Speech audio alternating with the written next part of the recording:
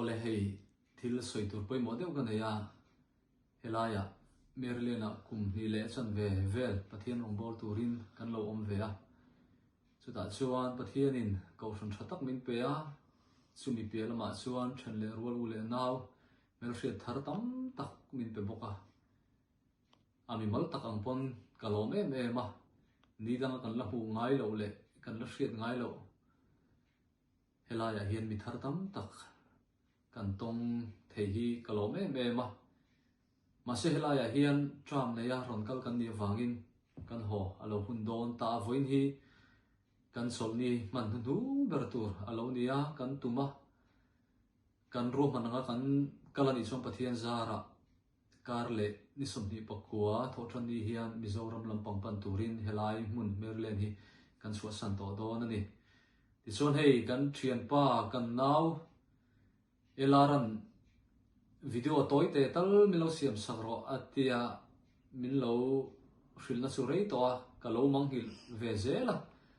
amar chu hei atopa topa chuan tian video toy te kan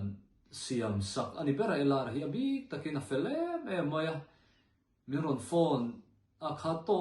kian ti chu milo tong try sak te aron dia tong try na hi ngai hlue me ma hi tengang mi fel tak mai thian pathian min pe hi kalo me ma abi takin elar po kangai don hle maya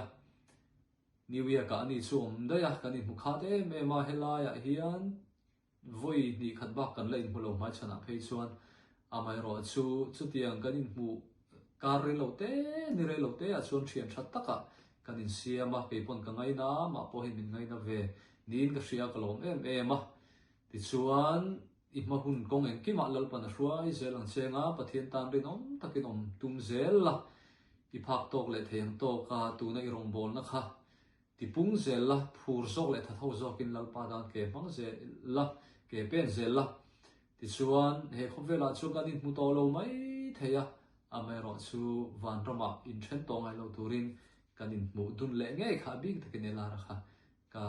beise ya pathian tan rin om takin kan thi ni thlengin kan thok no ni thlengin pathian tan ading het tlat turin in bo sai zel turin tunhuna hian kan in som ani lalpan om pui cha sela mal som na tam zokin vur zel sero se kalome